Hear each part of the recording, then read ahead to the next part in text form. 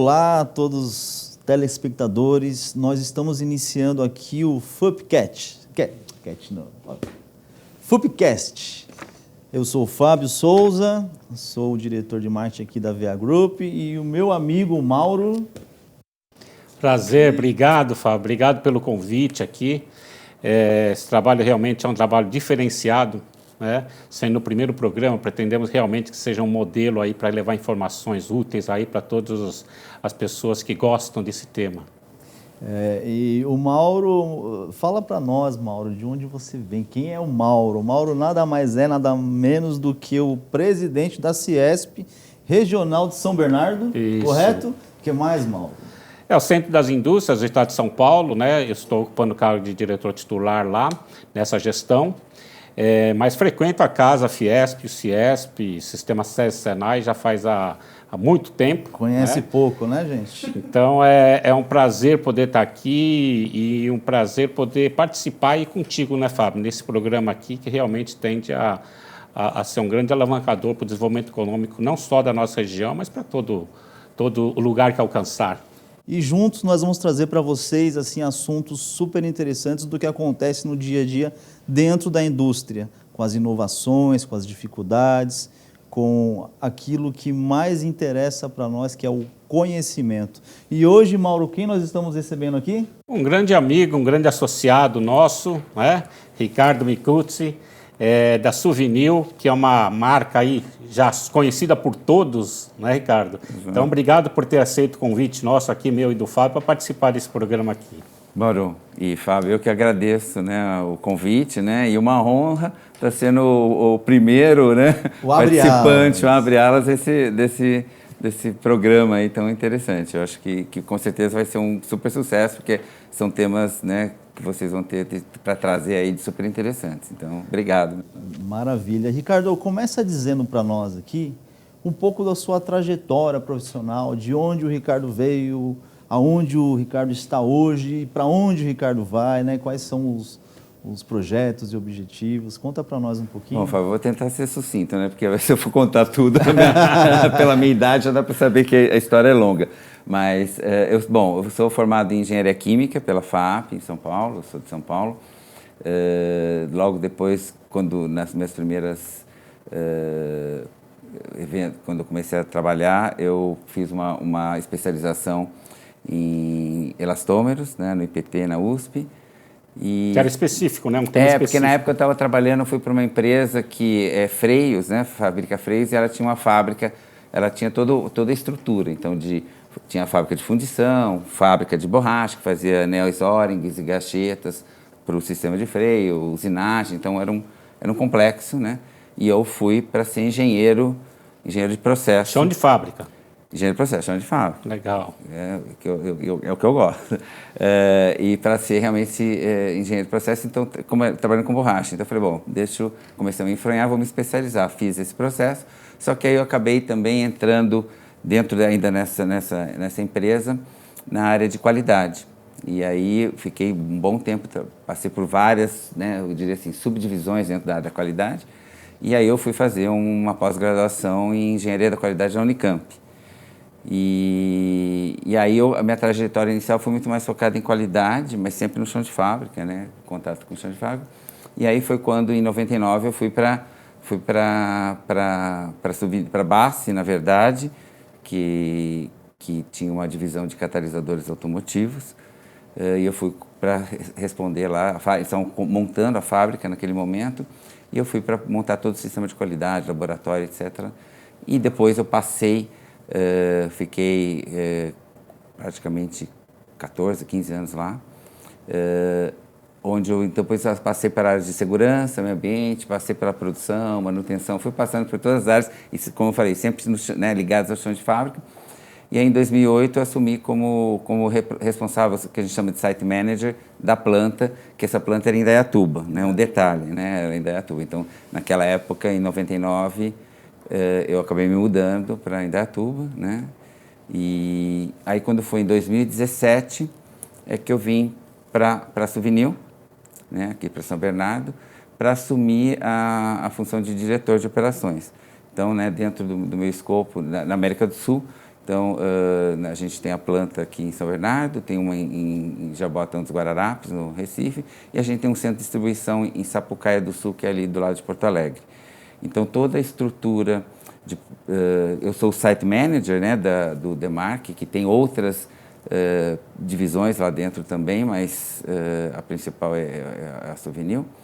E toda a parte de produção, né, a responsável de manutenção, engenharia de projetos, a parte de segurança e meio ambiente, facilities, laboratório de controle de qualidade, sistema de qualidade, excelência operacional. Então, tudo isso está dentro da meu guarda-chuva, vamos assim dizer. Mas essas experiências todas que você teve em outros setores ajudou muito, né, para essa carreira conseguir chegar hoje a ser diretor da fábrica. Mauro, porque, na verdade, como eu falei, ao longo da minha carreira, eu fui passando, né, por várias áreas. Então, fui gerente de produção, assumi responsabilidades por segurança e meio ambiente, manutenção, passei também por supply chain, então eu tinha uma responsabilidade por supply chain, então isso acabou me dando essa amplitude. Você aprendeu o que é a dor de cada departamento ali, né? Exatamente. Porque, quando a gente fala na cadeia, né, o comercial quer vender, não quer saber o que a operacional vai fazer. A operação tem que entregar, né? Se vira para... Vai entregar, né? Mas acho que essa transição, né, Mauro, pelos departamentos, faz grande diferença onde você se encontra hoje, né? Eu acho que isso foi realmente, né, eu falo assim, me ajudou muito. Eu acho que esse processo de, às vezes algumas pessoas falam assim, você está tanto tempo na empresa, né? Eu vou fazer agora em maio eu faço 26 anos, né? E, trabalhando sempre na mesma empresa. Eu falei, mas eu trabalhei na mesma empresa, mas em áreas diferentes, em vários lugares. É como se eu tivesse mudado de CNPJ, porque experiências diferentes que ajudaram a construir um pouco dessa bagagem, dessa experiência. E hoje em dia é difícil, né? Você fala em 26 anos, né, Fábio? Hoje em dia você vê o jovem, por exemplo, assim, que ele não quer muito esperar esses tempos, né? De 6 em 6 meses eles vão migrando, né? Ele já trabalhou desde a padaria do João ao pô, ele não consegue se firmar como antigamente a gente tinha muito isso. Isso é uma coisa que a gente passa muito hoje, né? Eu passei por muita experiência, principalmente né, quando começa como estagiário, mesmo colaboradores que começaram a carreira como efetivos, mas tem essa ânsia, né, de querer crescer rápido, não tem, e às vezes já vieram várias vezes, eu tive que conversar com algumas pessoas que falaram assim, não, mas eu já estou há 8 meses em tal área, eu já sei, aí eu falo assim, não, você acha que você sabe tudo, né, mas você ainda tem muita coisa para conhecer. A gente está há tantos anos e eu, com todo esse tempo de experiência, eu vivencio com certeza no dia a dia, ainda mais uma operação que tem coisas, né, tão diversas. Às vezes eu passo por situações que eu falo, nossa, né, estou há tantos anos, eu nunca vivi, ou nunca passei por isso, né? Então você está sempre aprendendo. Né? Então, e hoje pensando nessas pessoas, tanto pessoas que estão começando na carreira, como pessoas que estão buscando uma recolocação, né? Com essa experiência toda, né, Ricardo, você teve assim, que sugestão que você daria para essas pessoas, cara? Olha, o que eu sempre falo, eu não sei, né, que foi sempre a minha visão, né, como profissional, como pessoa. Eu acho que assim, em primeiro lugar, você tem que trabalhar, fazer aquilo que você gosta. É o básico, porque não adianta você querer, vou ganhar muito mais dinheiro e fazer uma coisa que você não gosta, que não vai dar certo. Então, fazer o que você gosta, se dedicar àquilo, fazer bem feito, né? Eu acho que quando você gosta, você já se dedica, entregar o seu melhor, procurar cada vez mais, né, se aprofundar, conhecer, né, do que você está fazendo, estudar. E eu acho que aí muitas vezes as coisas vêm como consequência disso, né? Através de você estar se entregando, estar fazendo o teu melhor, e aí o resultado passa a ser uma consequência, né? Uma consequência. E você sabe que esse ponto que você falou é muito importante, porque tem um ditado que diz, né, que quando a pessoa não faz o que gosta ou está ali simplesmente pelo dinheiro ou algo do tipo, né, das 5 horas da tarde a caneta cai da mão, não é isso? Aí você procura a pessoa, a caneta está vazia na mesa ali em cima, né? E Fábio, eu estou falando um pouquinho, porque assim, na minha carreira profissional, eu tive a oportunidade de ir para uma área mais assim, comercial, né? Mas não é o que eu gosto. Eu não gosto, com certeza, eu tenho certeza eu não me sairia bem. Então, sempre na minha carreira, quando eu conversava com os meus chefes e tal, e que eu tinha que direcionar, eles falavam assim, olha, eu gostaria de eu quero crescer, né? Quero evoluir, mas dentro da área de operações, tudo que for relacionado a operações. Né? Não quero ir, não adianta eu ir para uma área de vendas, uma área dessa, então, né, eu também sempre fui muito, né, focado nisso, porque não era uma área que eu queria, né, ir para esse lado. E hoje em dia, às vezes, as pessoas até vão para uma questão financeira, né, momentânea, circunstancial. Fala assim, para mim vai ser melhor esse salário, ou vou ganhar mais aqui, acaba indo para uma área e não pensa muito se é a área que está dentro do perfil dela ou não, né? Não, e tem, eu vejo, assim, eu falo assim, eu gosto muito de ter contato com o pessoal mais jovem, né? E às vezes eu costumo ter uma porta aberta bastante para esse pessoal, e muitas vezes eles vêm, né, pela experiência, tirar dúvidas. E já veio gente exatamente do que você falou, eu queria ir para uma área X, né, que não tem nada a ver no que ele está fazendo. Aí eu pergunto, mas por quê? Porque se eu for para lá, eu tenho mais chance de crescer, de virar gerente. Eu falei, mas você gosta? Você conhece essa área? Não, acho que eu não gosto muito. Eu falei, então não vai. O famoso caminho Entendeu? curto, né? Não vai, porque na verdade... É o caminho estreito. Estreito. E, bom, como você tem contato com esse pessoal mais novo sempre, né? Você acabou de dizer pra gente aí, que conselho que você daria para essa juventude hoje, que infelizmente a gente vê cada dia mais não querendo estudar, não querendo trabalhar, querendo ficar na vida boa? Que conselho que você daria para aqueles que estão ali estudando, pensando no amanhã, trabalhando? Eu acho que é importante isso daí, eu acho que é estudar, né, realmente se dedicar, né, primeiramente no estudo, para depois você poder ir para um trabalho. Eu falo muitas vezes para o pessoal com estagiários, né, que a gente tem vários estagiários, e aproveitar a oportunidade do estágio, por exemplo, porque a oportunidade do estágio, além de você, logicamente, vivenciar e ver alguma coisa que você está na prática do que você está estudando, né, mas o estágio é muito mais que isso. O estágio é você observar comportamentos dentro da empresa, legal, as relações organizacionais, como que eu falei assim, porque isso nenhuma faculdade, nenhuma universidade ensina. E, então eu falo assim, essa é a oportunidade, né, aprenda, observe, né, tente captar essas informações, isso, porque você, mesmo que você, de repente, se você for efetivado e tiver a oportunidade de ir para uma outra empresa, você já tem essa bagagem, essa experiência que te dá já um bom caminho. Né? E algumas habilidades, elas são essenciais, né, para esses jovens, né? Sim. Que tipo de habilidade você vê assim, olha, esse se destaca, isso valoriza o profissionalismo? Olha, acho que tem várias, mas eu acho que assim, realmente é o processo de comunicação, acho que, né, tem que ter uma comunicação clara, objetiva, eficaz, a questão de relacionamento com as pessoas, então eu olho assim, eu falo assim, que muito mais, talvez, o que a gente chama de soft skills, para mim hoje são mais importantes do que os hard skills. Os hard skills eu acho que você adquire, você estuda, sim, mas os soft skills é como você lida com... Porque numa empresa, em qualquer lugar, você tem conflitos, né? Você passa por alguns momentos mais... soluções de problemas mesmo, né? Soluções de problemas. Então, acho que são essas características, uma pessoa que consegue, né, se dar bem numa solução de conflitos, conseguir negociar, conseguir, né, se comunicar, ter flexibilidade, adaptabilidade, sim, que eu acho que isso é importante, que muitas vezes as pessoas não... Né, eu faço isso aqui, eu não quero mudar, vou continuar, né? Não. Resiliência, o Gabrielão, né? Nossa, eu nasci assim, eu cresci assim, eu quero viver assim, tá tudo certo. E resiliência, exatamente. Eu acho que no dia de hoje, né, a gente passa muitas vezes por situações, todos nós, às vezes mais complexas, né, mais estressantes, e se você não tiver resiliência, você não... Sabe que a resiliência, você tem que acordar com ela, né? Primeiro você acorda agradecendo a Deus, dá bom dia para a família, a terceira, resiliência vem comigo, vem porque já começa ao sair de casa, é uma dificuldade às vezes para chegar até o trabalho por conta de trânsito, sim, chuva, dificuldades que infelizmente nosso país sofre muito, né, de transporte público, ou então se é de carro próprio, você pega trânsito, alagamento, isso, aquilo. Então você tem que ter uma resiliência ali à flor da pele, né? E você tem que se dedicar, né? E eu falo assim, eu falo para os meus filhos, às vezes, né, que às vezes acontece, eles vêm comentar algumas dificuldades, algumas coisas, mesmo em estágio, que eles já são grandinhos, e eu falo assim, as coisas, nada se consegue de uma forma fácil. Eu acho que tudo que você consegue, mesmo que você tenha passado por momentos mais difíceis, o valor é muito maior, né? Porque você se dedicou, você se empenhou. Então, quando você consegue aquilo, né, você tem todo Superar, um benefício, né, um histórico do que você fez para acontecer aquilo lá. Perfeito. Bacana. Ele que não conseguiu sozinho, inclusive, né? Um dos pontos que nada Exatamente. se consegue sozinho, Exatamente. né, Nada sozinho. E assim, eu sempre tive, toda a minha vida, eu sempre tive alguém que olhava e falava assim, poxa, esse cara é diferente.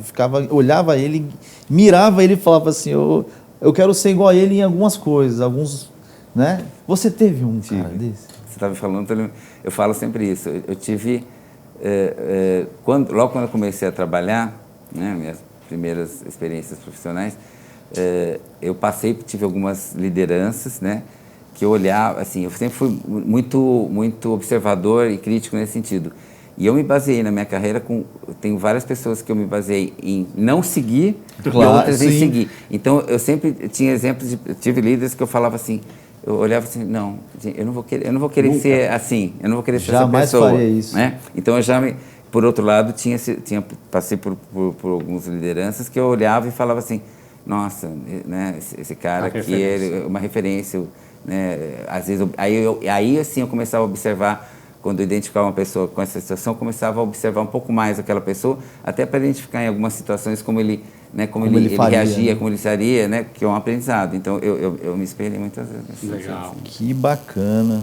O pessoal ficou curioso agora para saber quem que era o seu também, né, O Fábio? meu? Não, mas olha que engraçado, com 15 anos, eu até peguei minha carteira de trabalho esses dias, eu achei ela. Aí eu olhei e falei, já posso aposentar. Mas assim, eu nunca pensei em aposentar na minha vida. Assim, aposentar por tempo de trabalho, eu nunca pensei, sabe?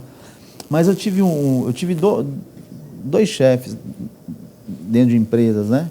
Um deles chamava José Carlos Paiva, eu lembro até hoje, eu tinha 15 anos. Ela se chamava Takiplas. Nossa! O proprietário no japonês chamava Katsuji Sako. Antônio Sako. Ó, você vê, eu lembro. Porque eu olhava eles e eu me baseava muito neles, que era bacana. E aí o que acontece? Eu entrei naquela empresa lá com 15 anos de idade, eu não sabia fazer nada na minha vida. Nada, sabe? E aí eu entrei exatamente num período que foi uma transição muito grande. Eu lembro que eu trabalhava na expedição, e aí nas folgas da expedição eu ia para dentro do PCP, eu era curioso. Eu ficava lá olhando o pessoal mexendo no computador, essas coisas. Eu tô falando de 1995, né? Falei a idade para todo mundo aí, vai estar tudo certo. e assim, eu ficava olhando isso, Ricardo, me chamava a atenção, e aí eu queria ajudar, eu queria ser proativo, né? E aí eu tinha o chefe do PCP lá, com o Sérgio, ele ficava lá, não, faz isso, faz aquilo, tal, e ia me colocando para eu tentar resolver algumas coisas, e eu ia tendo a desenvoltura. Olha o que aconteceu. A empresa Takiplas, ela foi vendida para a Henkel. Uhum. E eu entrei nesse período. Aí o grupo Henkel entrou, a planta deles era lá em Diadema, no Jardim Caema, e a Takiplas na Pauliceia. Aí eles entraram, o que eles fizeram? A limpa. Foi chefe de tudo que você imaginar de lugar. Só sobrou esse chefe que ele era. Não, o Katsuji Sako, ele era o proprietário da Takiplas e da Maxi Huber. Você conhece todas que eu sei. E aí o José Carlos Paiva, né? Chamado de Paiva, ele me chamou numa sala, falou assim, bichão, só sobrou eu e você. Desse jeito. Falei, tá, mas preciso de você. Mas como assim? Preciso de você. Eu não tenho programador de produção, chefe de produção, eu tenho um líder lá, eu não tenho ninguém de expedição, porque ia ser aquela transição de mudar a empresa para lá. Me ajuda que você vai junto. Aí eu, tá, mas você quer que eu faça o quê? Eu me peguei com 15 para 16 anos fazendo a programação de produção de uma indústria química do tamanho que era a Takiplas para fornecer para uma Volks, GM, Ford. E assim, ele me ensinou uma coisa que eu não esqueço até hoje. Ele abriu uma planilha em MS-DOS e falou assim, ó, você precisa, primeira coisa, pega os produtos, faz a explosão de matéria-prima. Na minha cabeça, no mundo de Oz, falei, vou fazer o quê? Jogar uma bomba onde? Então, eu aprendi ali, na raça, sabe, Mauro? Como planejar, controlar uma produção. Na prática. Na prática. E mais ainda... São os desafios, né? São os desafios. E aí eu aprendi, sabe o quê? Que todas as dificuldades que a gente tinha na operação, eu tinha que ir aonde? Quem faz? O operador da máquina. Eu tinha que ir lá e falar assim, você consegue? Você acha que vai dar tempo? Você me ajuda? Você consegue fazer uma hora extra? Porque tem isso, às vezes não é que não vai dar tempo. O cara às vezes vai ter que, em vez de fazer 8 horas trabalhar, vai ter que fazer 12, 13, 14 para resolver um problema que não é meu, que é do comercial que prometeu entregar, por isso que eu perguntei para você. Então eu tenho o Paiva, que eu olhava para ele e Você espelhava, eu me espelhou, espelhava, né? porque ele me ensinou muita coisa. Hoje mesmo, assim, eu mexia nas planilhas de MS-DOS, mas hoje eu mexo em Excel, mexo em outras coisas, mas eu me recordo das coisas que ele falava, sabe, Mauro? Ele falava assim, ó, você usa essa forma, faz assim, explode aqui, bota o código, faz uma planilha dinâmica e tal. E isso aí, eu estou falando de 25 anos atrás, que eu trago até hoje. Sou grato a ele, porque eu aprendi muita coisa com ele. Então, Legal. esse foi o primeiro. E o segundo foi um diretor que eu tive no Grupo Pão de Açúcar. Ele trabalhava numa área que ele tinha que trazer... o objetivo da área era trazer dinheiro sem gastar. É o melhor dos mundos, né? Que era serviço de rentabilização. Então, ele era um cara muito rápido. E ele falava assim, ó, pensa que aqui você pode fazer... Tudo que você pode pensar em sonhar, você pode fazer. A nossa área, a gente pode fazer tudo. Então, isso é bom. Né? E aí eu ficava olhando como ele conduzia o dia a dia do time, da equipe, as reuniões, as coisas. Eu falava, pô, esse cara, ele é interessante, né? E ele, mais uma vez, jogava na fogueira para ver. Então, o que eu aprendi com essas duas pessoas, né? Esses dois diretores que eu tive? Você não pode segurar as pessoas que estão no seu time. Você tem que jogar na fogueira mesmo, porque só assim eles vão aprender. Exatamente. Então eu tive dois. Dentro das empresas que eu trabalhei, eu tive dois. Legal. E na vida, Jesus, né? Eu sempre penso Referência. como que Jesus faria. Não é isso, Mauro? Legal. Aí você Bom, puxa. Ricardo, a Basf é uma empresa, a Souvenir é uma empresa assim extremamente conhecida no mercado, né? Sim. E sempre está procurando se atualizar também no mercado. Como é que é esse olhar para o público feminino dentro da empresa? Então, esse é um ponto super importante dentro da Souvenir, não só no olhar feminino, vou falar um pouquinho mais, mas quando a gente fala de diversidade, né? Então, a gente tem indicadores de diversidade, o nosso departamento de pessoas e cultura né, trabalha muito isso, né? Então, a gente sempre tem vagas, vagas afirmativas, né, para negros, mulheres, pessoas com deficiência. Então a gente tem algumas metas para todas essas pontos de diversidade. E um deles é a questão das mulheres, né? E quando a gente fala, o nosso grande desafio, aí, olhando para a minha área, especificamente operações, é realmente ter uma participação maior das mulheres, né? Porque quando a gente fala assim, em administração, laboratórios, muitas vezes em laboratório, às vezes tem até mais mulheres que homens. Sim. Mas numa área de produção, né? E aí quando eu falo de produção, eu falo especificamente o chão de fábrica, mesmo produtivo, e a área de logística, né? Logística interna, movimentação de material, toda a parte de Parte pesada, né? É mais difícil. Mas a gente começou a fazer um trabalho já há alguns anos. Há cerca de 3 anos atrás, a gente tinha em torno de 9%, 8% de mulheres dentro dessas áreas operacionais, e hoje a gente já atingiu 19%. Né? Foi um avanço. Uau. A gente tem uma meta de chegar a 30%. Né? A gente sabe que é um caminho, não é rápido, né, aos poucos, mas a gente tem um foco muito grande nisso. E a gente tem tido resultados muito positivos. Então, hoje a gente tem várias mulheres, por exemplo, na área operando empilhadeira, né? Tem várias, tem na produção. E aí foi um trabalho realmente que a gente começou a fazer de buscar, porque não é fácil. A gente às vezes ia no mercado e abria uma vaga para tentar achar, né? Não vinha currículo de mulheres, não vinha, porque muitas vezes as próprias mulheres elas não se veem fazendo ou que elas poderiam fazer aquele tipo de função.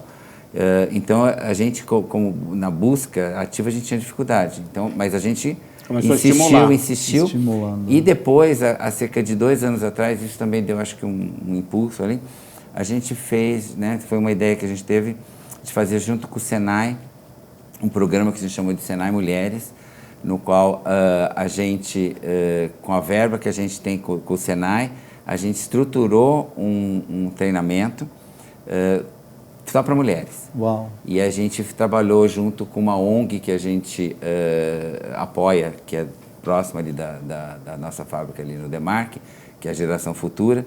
Fizemos um bem bolado ali e a gente montou esse curso com foco nas mulheres, inclusive nas mulheres que têm aquela área lá mais vulnerável que é o jardim, que é ali do lado, né, da fábrica.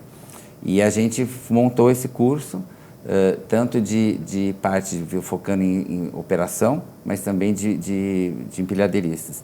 E a gente conseguiu formar várias mulheres e a gente formou, não existia garantia, né, a gente fez para realmente, né, para que nelas tivessem oportunidades, mas a gente sempre, dentro da medida possível, a gente foi absorvendo, né, algumas dessas mulheres, conforme a gente ia tendo vaga, foi absorvendo, e a gente também passava isso para alguns contratados nossos que trabalham dentro da empresa, tipo assim, terceirizados.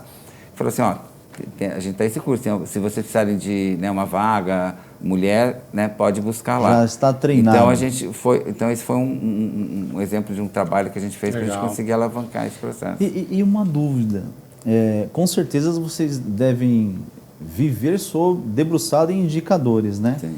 Quando você compara essas mulheres com o homem, nas atividades que elas desempenham e o homem também, você vê alguma diferença? Não, nenhuma.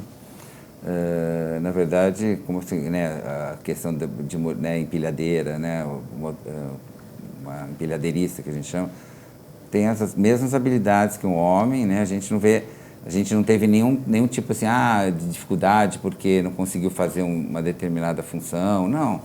Né?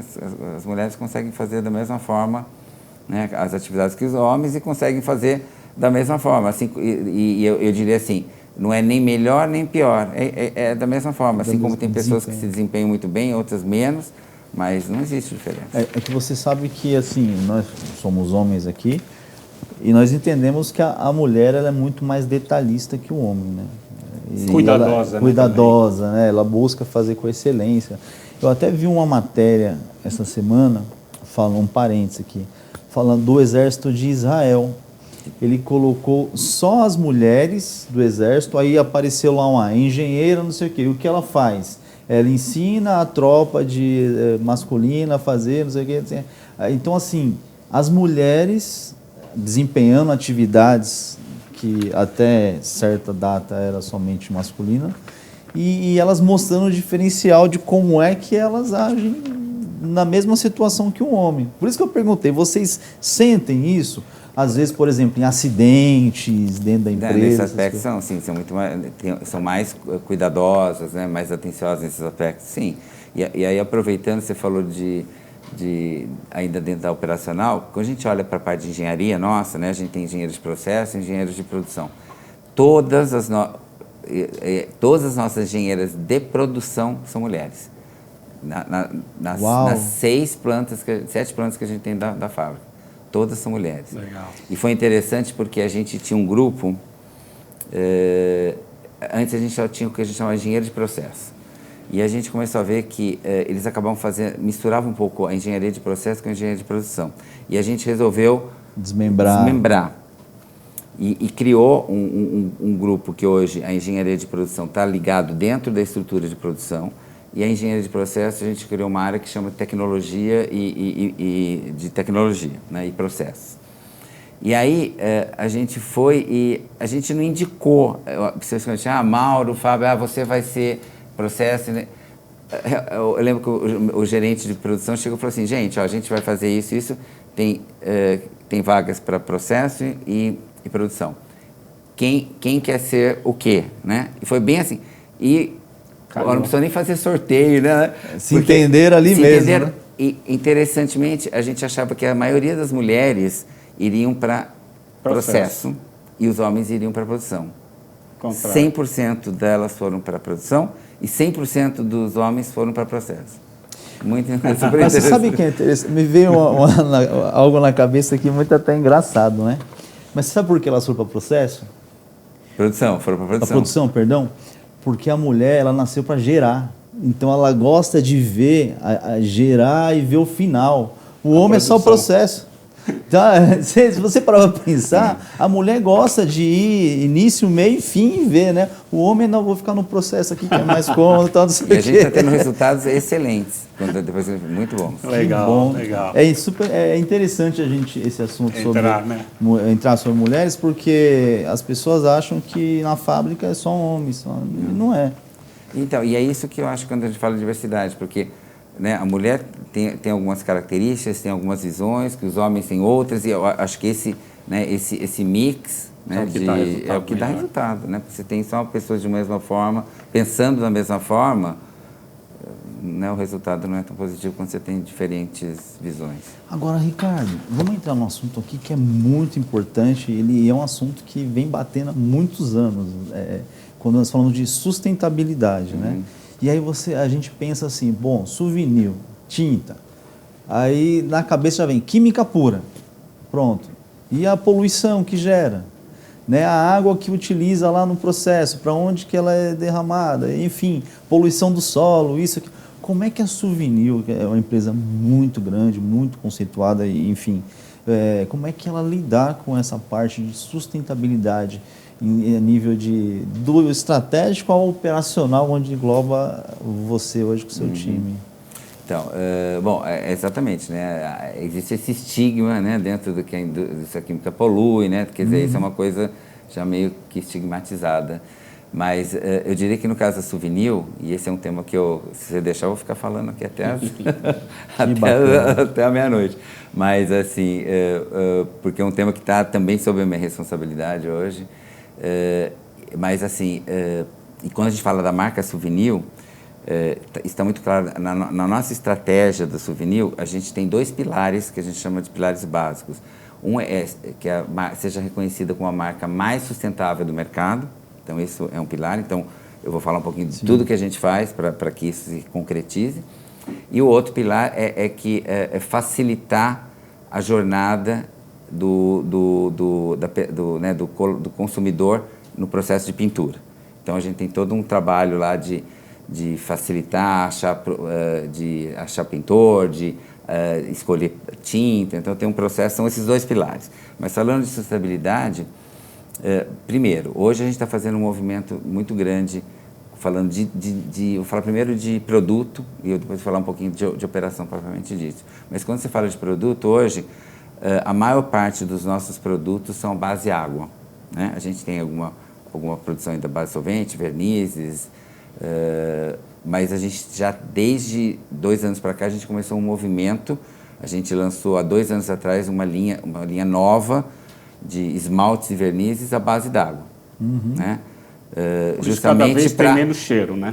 Sem cheiro nenhum, com secagem, né? E você não precisa de solvente, você não precisa para você limpar, você não precisa exatamente, muito mais fácil. Então, mas é um movimento que a gente meio que está empurrando o mercado, né? Porque não é às vezes uma demanda necessária que venha do consumidor, mas que a gente está colocando como uma questão desse foco de sustentabilidade.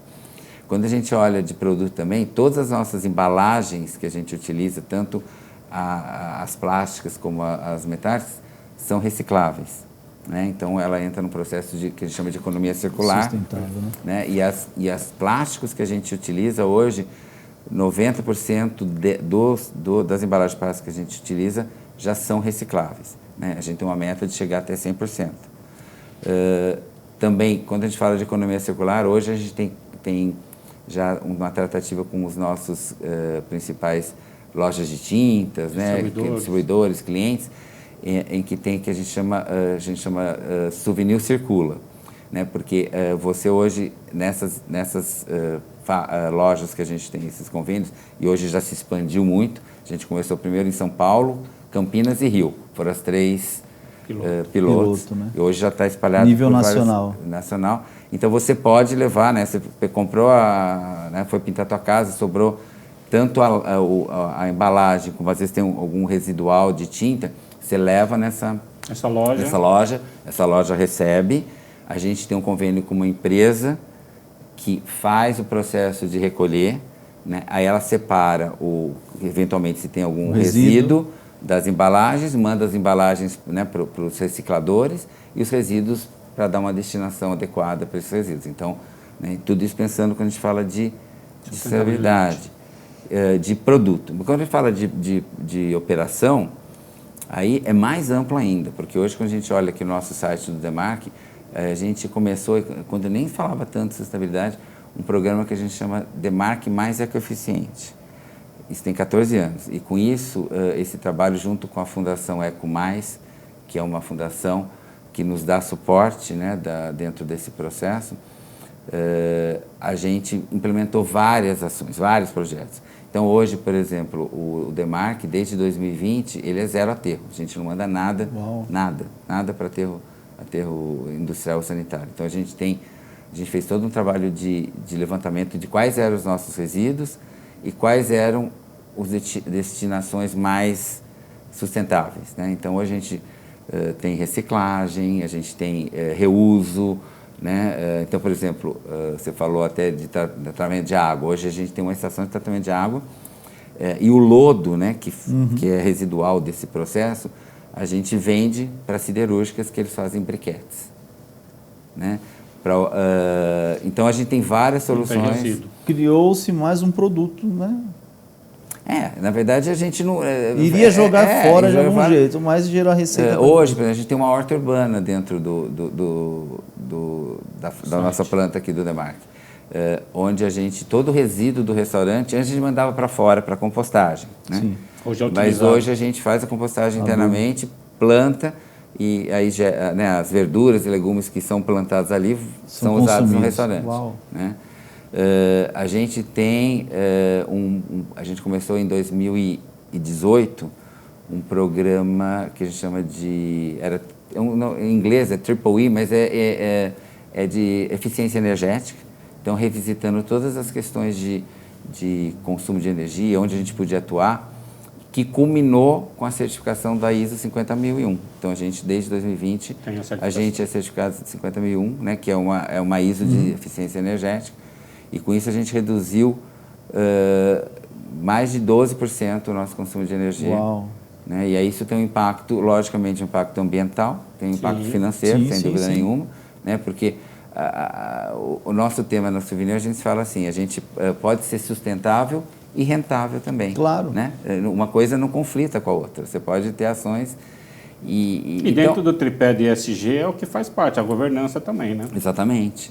Né? Quando a gente fala de CO2, então existe uma meta dentro do nosso negócio que é reduzir até 2030 40% das emissões de CO2 usando como base 2018.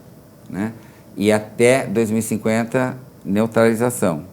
É um desafio, mas a gente já, desde o ano passado, a gente já atingiu 50% de redução de CO2. Ou seja, na metade do seu... Escopo 1 e escopo 2. Né? Hoje a gente está trabalhando um pouco mais no escopo 3, que é com fornecedores, que é um pouco mais complexo. Depende de terceiros, né? Então, assim, a gente tem um programa muito... todos esses projetos que eu digo estão dentro desse guarda-chuva que a gente chama de Demarc Mais Eficiente. Bacana. Então, é um foco e são esses projetos a longo prazo. Hoje, ou a Souvenir, no caso, ela tem algo assim, que ela mira, por exemplo, daqui a 15, 20 anos, eu preciso estar aqui. E para isso eu já estou atuando. Eu acho que nesse caso, o que a gente tem mais assim de longo prazo é a questão de CO2, né, de emissões de CO2. Né?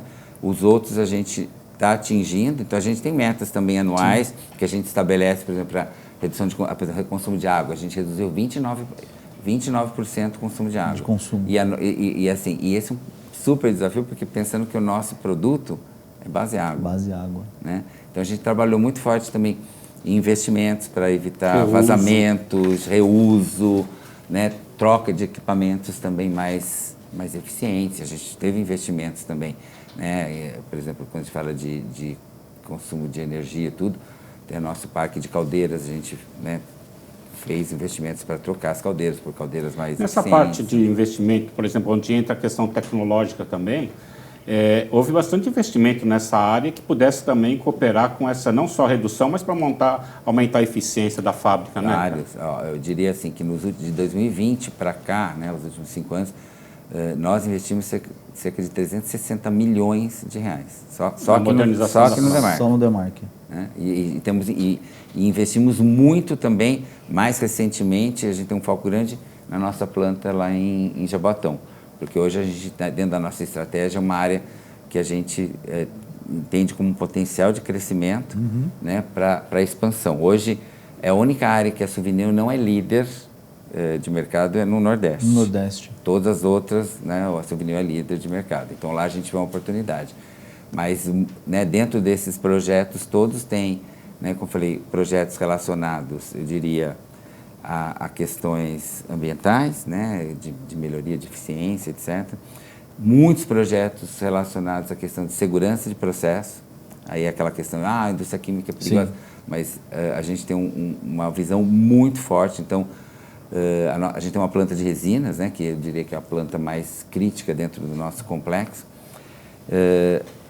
Desde que eu vim para cá, a gente tem projetos que a gente chama de 1, 2, 3 e 4, hoje está terminando 4, só de melhorias de segurança de processo. Então, revisão de malha, de proteção X, etc. e tal. E também muitos investimentos, eu separo em 4, né? Um terceiro ponto é a questão realmente também de foco no bem-estar das pessoas. Então, o site do Demarc, né, é um site que fez 74 anos o ano passado, é um site antigo, e a gente fez, desde 2020, uma renovação total, que as pessoas que vão hoje, que foram há muito tempo no Demarc, que vão hoje, não reconhecem. Então, reformamos toda a parte administrativa, parte de sala de treinamento, anfiteatro, cozinha, modernizamos tudo. E o quarto pilar, que eu diria assim, de investimentos fortes, é na questão de buscar realmente produtividade e eficiência. Então, a gente, hoje, todas as nossas linhas de invase, que a gente chama, são com robôs automatizados, tanto para abastecer como desabastecer as linhas. Qual que é a influência humana dentro desses robôs aí? Por exemplo, antigamente você tinha lá, sei lá, X pessoas para operar. Com a implantação dos robôs, não que eu tirei eu realoquei elas em outra área, mas eu reduzi, melhorei, enfim, minha operação. Ganhou em eficiência. Sim, ganhei muito eficiência. Na verdade, tem um detalhe, a gente acabou não reduzindo, porque a gente, ou a gente fez, né, realocação de pessoas internamente para outras áreas, mas também, ainda bem, o negócio cresceu muito. Então, a gente começou a ter que expandir turnos. Ganha mais competitividade, ganha mais mercado. Exatamente. Né? Então, né, veio a reboque isso daí. Mas, lógico, Esse tema é o que o governo poderia entender melhor também, né? Quanto mais se vende, quanto mais se produz, mais o custo cai. Sim, sim. E não taxar a taxa de juros como que está tentando segurar a inflação. Exatamente. Né? Na verdade, segura a produção, né? Segura a produção. Na verdade, você tinha que investir mais para que tivesse mais produtos na rua. E você disponibiliza mais produtos, você vende mais, uma economia boa, aumenta, né, o volume, né? E a gente também fez um projeto muito importante lá, que hoje é um diferencial, é um projeto que a gente fez, que foi, é interessante, é isso a gente tem bastante orgulho, eu tenho bastante orgulho desse projeto, que foi desenvolvido no Brasil, pelos nossos engenheiros, que é um processo totalmente inovador. A gente tem uma das etapas que a gente tem do processo de fabricação de tintas, que se chama dispersão, que é a etapa inicial. E a gente desenvolveu junto com, localmente, mas obviamente trabalhando com uma empresa da Alemanha, um processo super inovador, que só a gente tem, e que isso permitiu não só aumentar a produtividade, melhorar ainda mais a qualidade do produto, que já é muito boa, mas aumentar mais ainda, e também trouxe, inclusive, benefícios para os colaboradores, em termos de ergonomia, de ruído, porque hoje é um equipamento, né, fechado.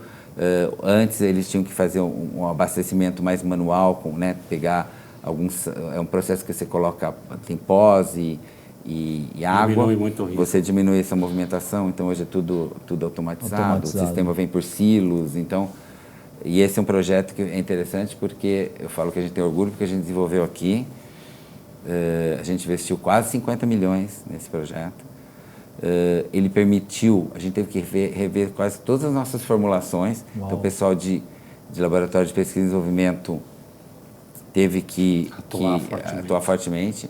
E para vocês terem uma ideia, a gente, nas nossas receitas, em média, a gente tinha em torno de 25 componentes, né, vamos assim dizer. A gente conseguiu reduzir para 15. Uau! E como é que então ficou foi um o fornecedor? supermarket. Ficou um supermarket. O fornecedor Aí das a gente foi adaptar. Poxa, você cortou 10, eu fornecia 25, eu vou só 15. Mas aumentou a produtividade. Mas aumentou a produtividade.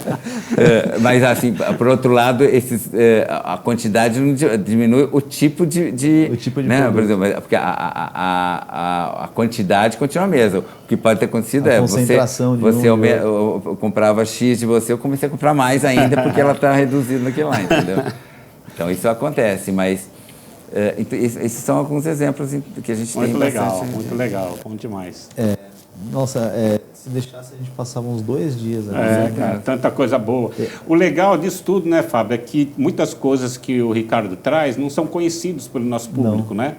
E quando a gente fala, por exemplo, o principal papel do CIESP, o CIESP não só fortalecer as indústrias, mas também começar a socializar as informações do papel da indústria para a nossa região, né? Porque hoje muitas pessoas pensam que a indústria está ultrapassada porque estão falando só em inovação, tecnologia, startups, isso tudo, entendeu? Mas não existe num país no mundo que não seja forte se você não tiver uma indústria forte. Sim, sim. Porque o valor agregado do salário, por exemplo, de um industriário, ele é muito maior do que, por exemplo, como no oeste no supermercado, né? Então, eu costumo dizer sempre isso. Quantas empresas nós perdemos já? Quantas indústrias nós perdemos na nossa região, né? Teria que ter essa consciência da população para que quando uma indústria pensasse assim, vou sair do nosso município, a população se mexesse para não deixar, porque ali é o que está gerando... Quantos postos de trabalho tem hoje lá na Souvenir? Hoje, na fábrica, a gente tem em torno de 1.100 colaboradores. Uau.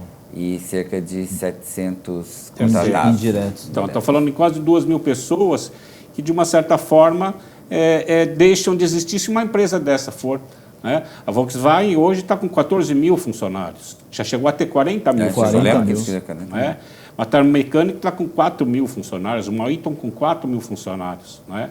Então, se você for pensar, é o que mexe mais a economia. Então, não adianta a gente ter tanto supermercado aqui na cidade se não tem quem comprar.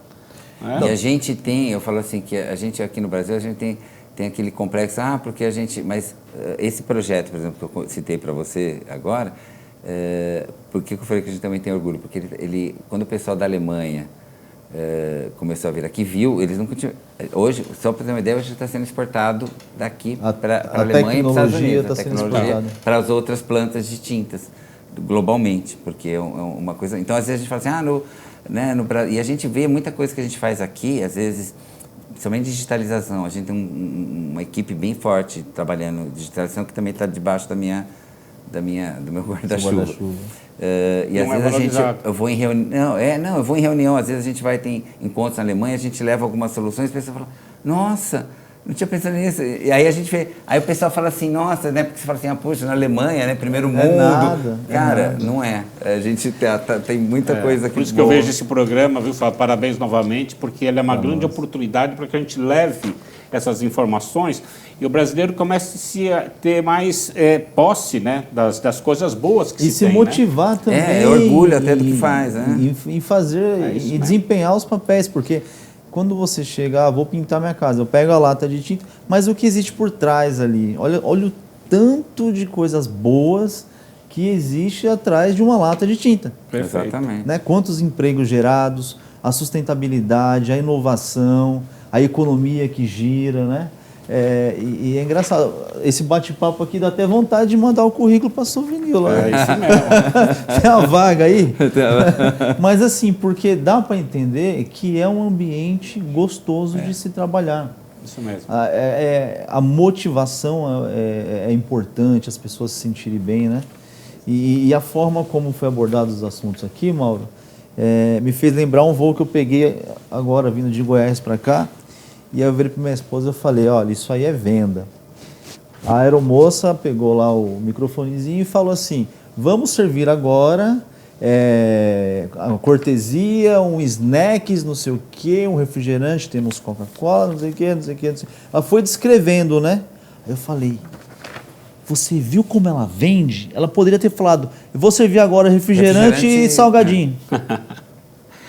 Tá, mas dá até vontade. E isso, Mauro, leva...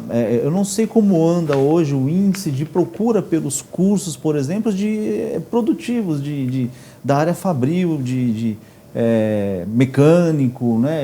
A gente tem Senai, eu não sei como que anda hoje isso, mas isso motiva, porque o jovem de hoje, o que ele tem como referência? Um celular e um notebook. Sabe? Então precisa despertar neles o interesse em falar, poxa, eu posso ser, sei lá, um torneiro mecânico, eu posso ser um chefe de produção, mas para eu ser um chefe de produção eu tenho que saber como é que a produção funciona. Exato. Né? Um diretor de operações, eu tenho que saber como que a cadeia num todo, como é que ela funciona. Então esse é o nosso grande objetivo com esse programa aqui, que é o primeiro, e você dando uma aula para a gente aqui, literalmente. Honrado. Né? Não, a gente fica muito feliz em poder levar para as pessoas isso. E se as pessoas tiverem mais curiosidade, Ricardo, em saber mais sobre a Souvenir, sobre o que acontece com a Souvenir, aonde que elas podem pesquisar? Tem algum canal da Souvenir para com a gente tem os sites da Souvenir, né? A Souvenir tem tanto, né, no site, no Instagram, praticamente todas as redes sociais tem a Souvenir, a gente tem é bastante acessado. A gente hoje tem uma quantidade de pessoas que acessa bastante. Eu diria que o Instagram é bem dinâmico, tem bastante informações lá, né? E não só para pegar informação, mas também no caso do processo de entender um pouco mais de tinta, de conhecer, né? Como a gente fala, dentro do processo de compra, de escolha de tintas. Então, tem umas estruturas bem didáticas em que você consegue identificar que tipo de tinta é mais adequada, como fazer, onde encontrar as tintas. A gente tem, dentro desse site, tem aqui o Encontre o Seu Pintor, por exemplo. Que bacana. Que você coloca o teu CEP lá, identifica, e aí ele te dá uma gama de pintores que são indicados por nós. São treinados, porque a gente tem um centro de treinamento aqui bem grande no Demarc, que a gente recebe quase todo dia mais de 200 pessoas, né, de treinamento. Então, se você é pintor e está aí só achando que é pincel e lata de tinta, não, procura lá o site, vamos deixar o site aqui, certo, Mauro? Opa! Vai se capacitar. Vai que de repente você é tão bom que o nosso amigo Ricardo fala, não, você vem aqui para ensinar agora, porque você, né?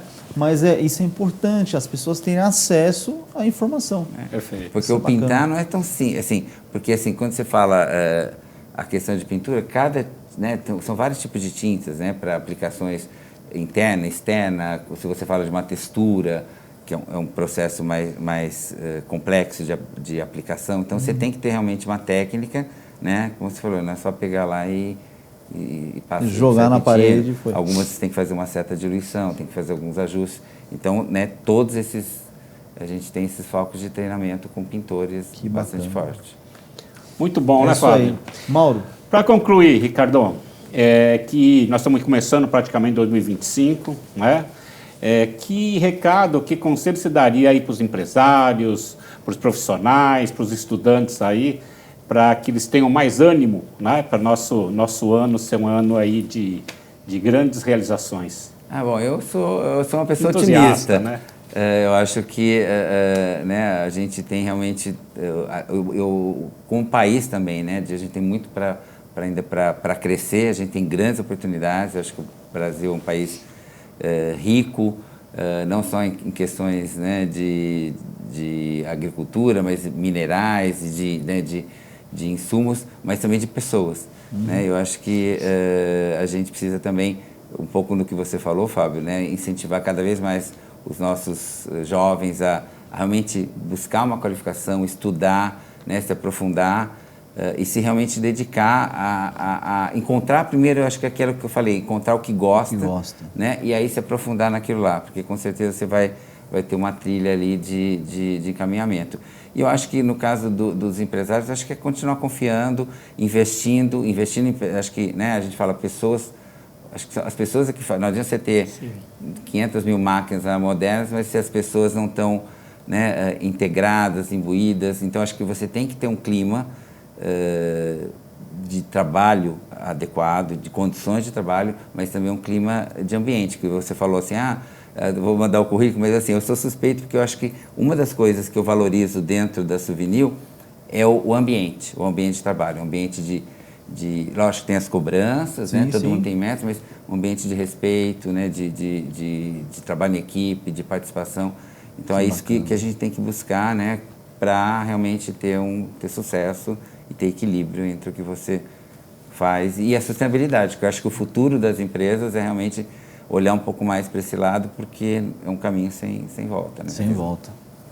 Bom, Ricardo, mais uma vez, obrigado pelo seu tempo precioso aqui para a gente fica muito feliz em poder estar te recebendo. Nós logo teremos mais novidades, né, Mauro? Opa! Pessoas tão brilhantes quanto o Ricardo estarão aqui conosco e a gente espera conseguir passar para vocês aí um pouco mais dos bastidores da indústria, né? Bastidores da indústria, foi bom. Bastidores da indústria. Obrigado, Mauro. Obrigado você, meu irmão. Tamo junto. Tamo junto. Ricardo, mais uma vez, Deus Obrigado, abençoe. obrigado. E ó, a próxima, quem sabe você pode sugerir aqui, eu queria ver aí fulano de tal, da empresa tal, e a gente vai atrás dele e traz aqui para falar para vocês, tá bom? Até logo, um abraço. Tchau, tchau.